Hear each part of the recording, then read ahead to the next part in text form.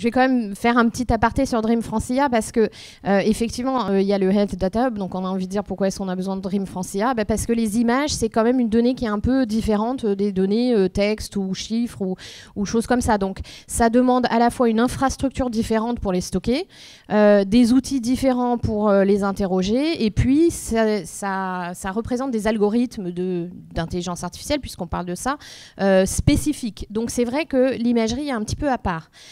Et c'est pour ça que Dream France-IA a une place, parce que il se veut le pendant imagerie du Health Data Hub. C'est ça leur mission. Est-ce que vous aurez les moyens alors, on a les moyens. La première chose, la première force de l'imagerie, c'est qu'on est numérique depuis des dizaines d'années. Ouais. On va dire entre 10 et 20 ans, ça dépend un petit peu des endroits.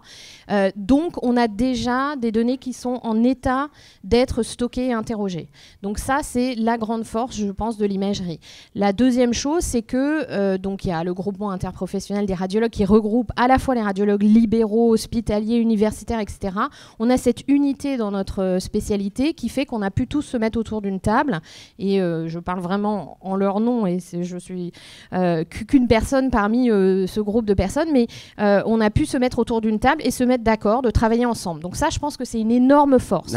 La FNMR et la Société française de radiologie, donc les médecins libéraux et les médecins, la société savante ont investi de l'argent pour créer Dream France-IA. Bien sûr, ça ne suffira pas. Ça ne suffira pas. C'est une énorme structure. Il y a des choses qui seront très simples à faire. Par exemple, extraire la dose d'irradiation de rayons X que les patients ont reçu au cours d'un examen. Ça, c'est quelque chose d'extrêmement facile. Donc, on va commencer par les choses simples. Et puis après, on va faire des choses plus complexes.